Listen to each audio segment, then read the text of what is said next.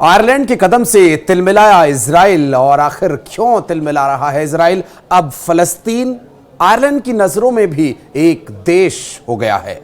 Israel ने Ireland के खिलाफ अपनाया अब ये रास्ता, जिसके बारे में बताऊंगा मैं आपको इस वीडियो में। नमस्कार, मैं हूं आशीष त्रिपाठी आपके साथ। और इजराइल ने रविवार को आयरलैंड में अपना दूतावास बंद करने की घोषणा कर दी है। क्यों? इजराइल के विदेश मंत्री गिडोन सार ने आयरलैंड पर दोहरी मानसिकता और इजराइल विरोधी नीति को अपनाने का आरोप लगाया। इजराइल का यह फैसला आयरलैंड के फलस्तीन को अलग राज्य की मान्यता देने के बाद उठाया गया कदम। और इसके अलावा इजराइल के खिलाफ साउथ अफ्रीका की ओर से अंतर्राष्ट्रीय न्यायालय में दायर नरसंहार के मामले का भी आयरलैंड ने समर्थन किया। दक्षिण अफ्रीका ने गाजा जंग में फलस्तीनियों के नरसंहार का आरोप लगाते हुए इस साल जनवरी में इजराइल के खिलाफ ICJ यानी अंतर्राष्ट्रीय कोर्ट में मुकदमा दर्ज किया था। और विदेश मंत्री सार ने आरोप लगाया कि आयरलैंड यहूदियों के विरोध में बढ़ते मामलों पर कार्रवाई करने में असफल रहा है। और इन आरोपों के चलते इजराइल ने मई में ही अपने राजदूत को आयरलैंड से वापस बुला लिया था। और आयरलैंड के प्रधानमंत्री साइमन डेरिस ने इजराइल के फैसले पर नाराजगी जताई है। उन्होंने इसे खेदजनक बताया। हैरिस ने इजराइल विरोधी आरोपों का भी खंडन किया है। और हैरिस ने कहा कि आयरलैंड शांति, मानवाधिकार और अंतर्राष्ट्रीय कानून का पक्षधर है। और यहां अलग राज्यों से यानी इजराइल और फलस्तीन की स्थापना यानी 2 स्टेट सॉल्यूशन का समर्थन भी किया गया।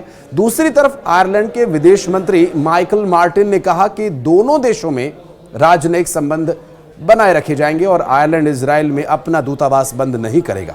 इजराइल के विपक्षी नेता और पूर्व प्रधानमंत्री यायर लापिड ने सरकार के कदम की आलोचना की है और उन्होंने इजराइल विरोधी देशों में दूतावास बनाए रखने की सलाह भी दी है। इसके बाद प्रधानमंत्री बेंजामिन नेतन्याहू का एक नया दावा या यूं कहें कि नया प्लान सामने आया कि बशर अल सरकार के जाते ही सीरिया के अंदर घुसकर इजरायली सेना कब्जा जमाए। और इसके लिए डेमोग्राफी को बदलने की योजना भी है। इस पर मुस्लिम देश भड़क गए हैं। सऊदी अरब के साथ ही कतर, संयुक्त अरब अमीरात यानी UAE और इसके अलावा गोलन हाइट्स में इजरायली कदम की आलोचना भी की जा रही है। मुस्लिम देशों की प्रतिक्रिया ऐसे समय में आई है जब रविवार प्रधानमंत्री बेंजामिन नेतन्याहू की सरकार ने इजरायली आबादी बढ़ाने की योजना की घोषणा की है।